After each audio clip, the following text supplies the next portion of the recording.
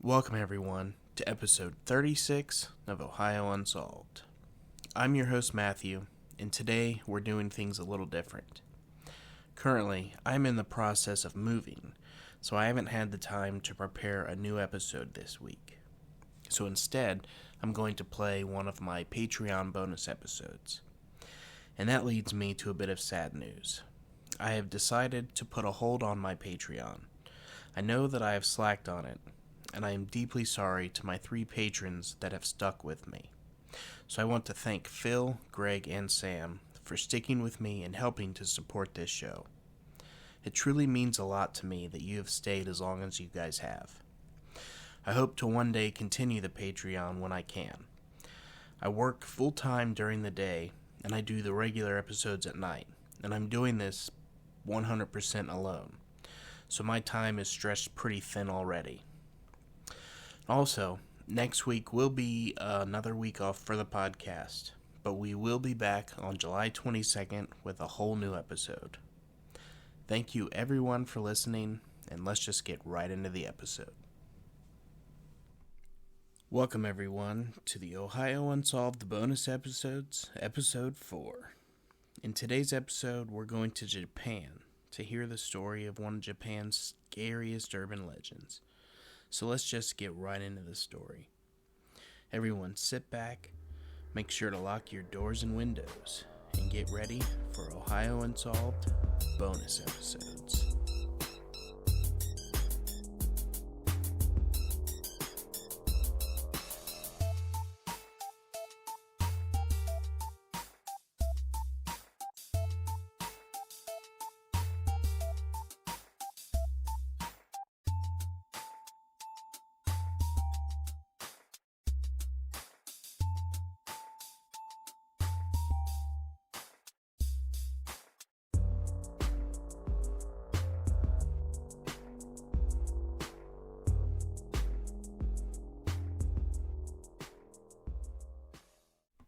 I first heard this urban legend on the podcast Scared to Death, and the story I found is the exact same from that episode.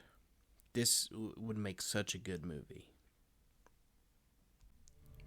My father's family home was just a little under 2 hours away by car from where we lived, a small village surrounded by farmland.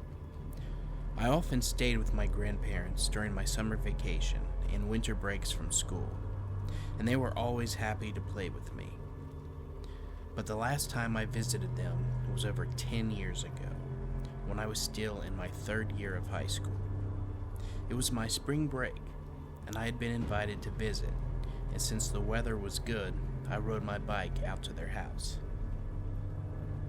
After I got there, I was a little cold, so I stretched out for a moment in a warm, sunny spot off the road. Then I heard something strange. Po, po, po, po. It wasn't a mechanical noise. It sounded strange, but human.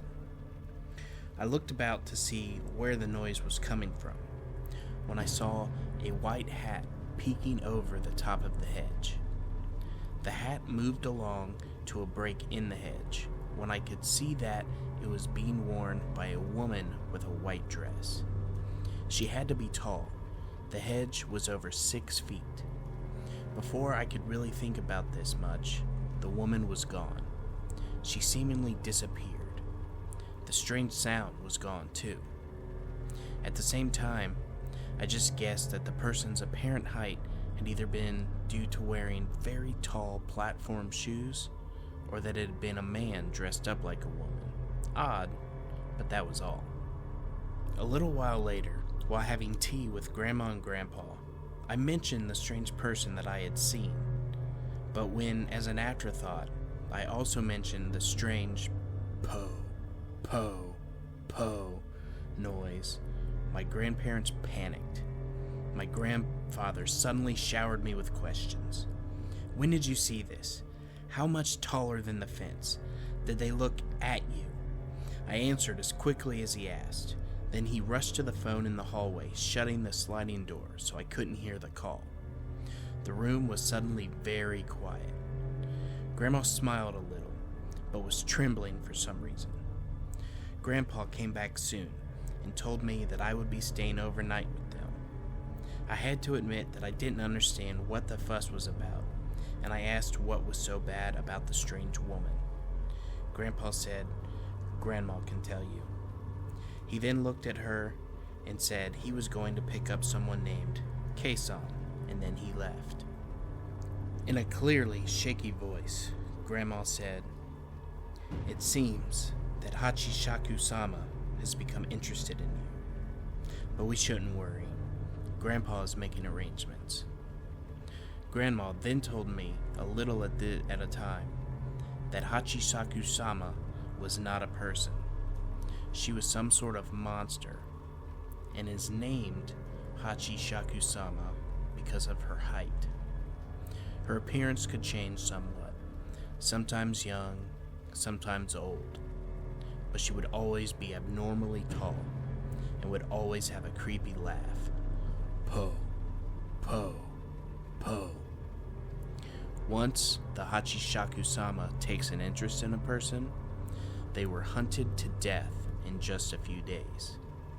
And the last known victim of Hachishaku-sama had been 15 years earlier. I learned later that Hachishaku-sama was supposed to be trapped in a shrine near the village, having been sealed in by 4 statues of Jizo, a protective deity of children, each placed to the north, south, east, and west of the structure. The village had some sort of agreement with its neighboring villages, wherein they were given some advantages to make up for the fact that they had to watch over the monster. For example, they got first priority on water use, since it had been over a dozen years since Hachishaku-sama had killed anyone. I have to wonder if the old men in those villages thought it was still a good arrangement. At the time, I couldn't quite believe what I was being told, of course.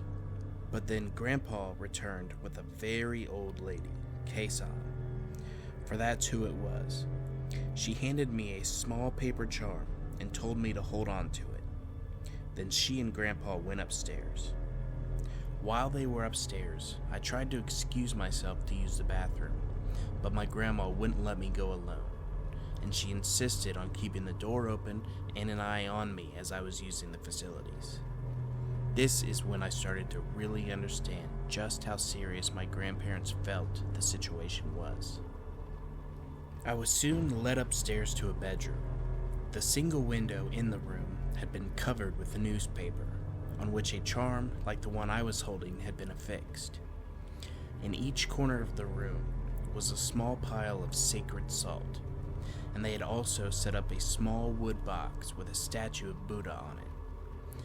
I was told that I would have to stay in the room until 7 the next morning, and that I couldn't leave no matter what. They provided a bucket for me to use the bathroom in. Grandpa made it clear that neither he nor Grandma would talk to me until 7 the next morning. Keisan told me to keep the charm on me and to pray to Buddha if I got scared. I had a bed and a TV in the room. Grandma had left me some snacks. I tried to watch some TV, but I couldn't pay attention, and I wasn't hungry. So I just lay on the bed, wrapped in the sheets, and I eventually fell asleep, because the next thing I remember was waking up to a late night show on the TV. My watch said that it was around 1 a.m., and I heard something tapping on the glass of the window. I tried to ignore it, but it was very persistent. I had some tea and a snack, and I turned up the TV to drown out the tapping. Then I heard Grandpa call from the hall, "Are you all right? It's okay to come out if you're too scared." I started for the door automatically, but stopped myself as I remembered how insistent Grandpa had been that he would not talk to me until 7. Again I heard him, "It's okay, come here." I wanted it to be my grandpa's voice, but somehow I knew it wasn't. I suddenly had goosebumps all over me. Then I noticed the salt in the corner. It was becoming darker. I dropped in front of the Buddha, clasping the charm in both hands, and I started praying for help. Po, po, po, po. The tapping on the window started again, louder than before, more insistent. Then a definite hand slapped the window. Despite the fact that I was on the second floor, I did the only thing I could, and I kept praying to Buddha. It was a long night. I really don't remember much other than praying until I heard the news on the TV. I looked over, and the morning clock on the TV news screen showed that it was 7:13 a.m. The tapping had stopped. The voice was gone. The salt in the corners was almost black. I gingerly opened the door. Grandma and Kason, both looking worried, were there. Grandma in tears. She told me that things were going to be okay. Downstairs, I found my father waiting. Grandpa came in from the outside, and we needed to drive off. I found that there was a number of men standing around near a van. My grandpa's car was in the front of the van, and my father's was behind it. I was seated in the middle of the van, with 8 of the men sitting around me, 1 to each side. And then there were 3 in the front and 3 in the back. One more man took the driver's seat, and Kason took the passenger seat of the front. I was told to keep my eyes closed and my face pointing down. You are the only one who can see Hachishaku-sama. Do not look at her. Our convoy soon started off, slowly at first. I don't think we had even traveled 20 kilometers before Kason warned us that things were about to get hard. Then she started to chant phrases that sounded Buddhist, and then I heard the laugh again. Po, po, po, po. I clutched the charm to my chest and I kept my head down, but I couldn't resist a quick peek at the window. That was a mistake. I could see a white dress. It appeared stationary to the car's window, even though we had to be moving very fast at that point. The figure moved as if to lower its head to the window, and I gasped. And the man next to me told me to shut my eyes, which I did, and tightly. Though no one else could see the Hachishaku-sama, they all heard what happened next. The tapping. I don't know how, but the tapping started on every window in the van, all at the same time. I don't know how long it lasted, but over time it faded. Kason had stopped chanting by that time as well, and eventually she said that she felt we were safe now, so the cars all pulled over. My father and Grandpa thanked all of the men who had assisted. As it turns out, all of them were related to me. Grandpa and Kason had hoped to confuse Hachishaku-sama by surrounding me with many people of all the same bloodline. I had to stay overnight while Grandpa was gathering my relatives, and it was deemed safer to try to escape during the day than the night. Kason asked me to show her the charm, which I had forgotten that I was still holding. It had turned almost entirely black. Kason commented, "It should be all right now, but just in case," and with that, she handed me a new charm to hold until I got home. I drove home with my father, and during this drive, he told me that one of his friends, when he was young, had been taken by Hachishaku-sama. Grandpa and the neighbors delivered my bike back to me later that day. In talking with my grandpa over the phone, I had confirmed that it was not his voice that I heard outside the room that night, which sent shivers down my spine again. Hachishaku-sama targets teens and children, so if the monster speaks with a familiar relative's voice, the victim would normally come to it willingly. I had almost forgotten this all after 10 years.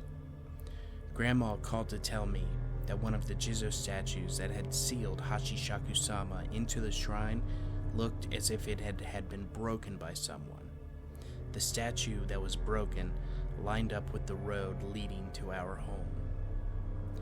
2 years ago, my grandpa died. Sadly, I was not allowed to attend his funeral. I try to tell myself that it was all superstition, but sometimes I can still hear that voice call, Po, Po, Po, Poe.